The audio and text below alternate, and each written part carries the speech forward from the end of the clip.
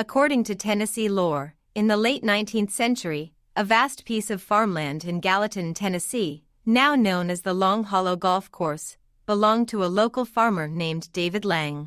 On the afternoon of September 23, 1880, 8-year-old George Lang and his 11-year-old sister, Sarah, were playing outside when their father stepped out into the yard. With a smile towards his children and a glance at his pocket watch, David walked over to the pasture to tend to his horses. Mrs. Lang, eager to go into town before the stores closed, rushed outside and urged her husband to hurry. David reassured her, promising to return in a few minutes. Just then, family friend Judge August Peck arrived on horseback with Mrs. Lang's brother. David acknowledged their presence and proceeded into the pasture. To the astonishment of the 5 onlookers, the humble farmer walked away and vanished into thin air. Mrs. Lang and her children stood there in shock for a moment, while Judge Peck and David's brother-in-law ran into the field.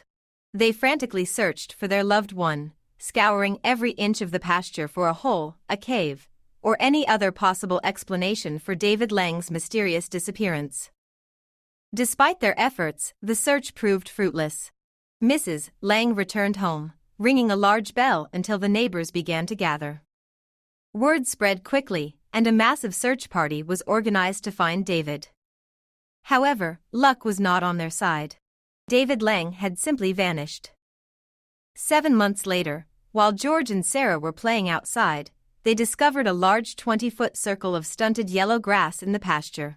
Curiously, this was the exact spot where they had last seen their father. As the children cautiously entered the circle, they faintly heard their father's voice calling out to them for help. Shortly after their eerie encounter in the pasture, their mother succumbed to a broken heart. With no immediate family in the area, the children moved to Virginia and were raised by their maternal grandparents.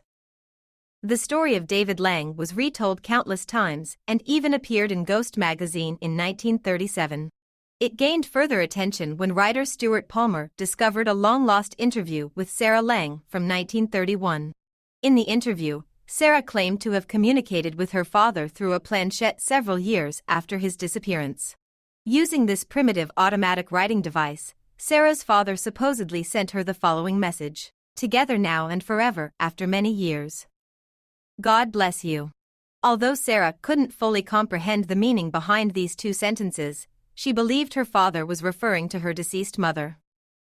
Fate magazine published the story, breathing new life into the baffling tale that had captivated people across the country. As a result, David Lang's disappearance once again became a popular topic, appearing in major newspapers like the Knoxville News-Sentinel and the Cincinnati Enquirer, as well as smaller niche publications like UFO magazine.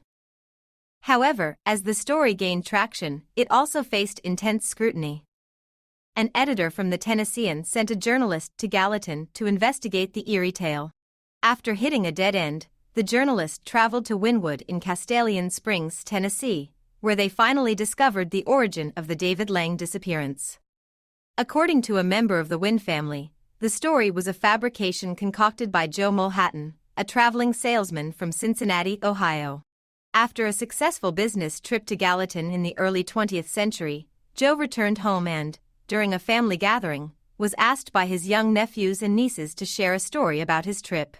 Thinking on his feet, the imaginative salesman spun a captivating yarn about a farmer who mysteriously vanished in a field. Unbeknownst to Joe, one of his cousins was so enthralled by the story that they wrote it down and sent it to the Cincinnati Enquirer.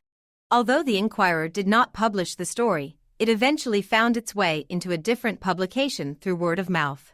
Once the story was debunked, the editor of Fate magazine retracted it and began backtracking. He admitted to always being skeptical of the interview Stuart Palmer had found, believing it to be a fake. Despite the debunking, the legend of David Lang lives on, continuing to intrigue and captivate those who hear it. Please like the video and be sure to subscribe to our YouTube channel for daily ghost stories. You can find our Southern Ghost Stories books over at Amazon as well as Barnes & Noble.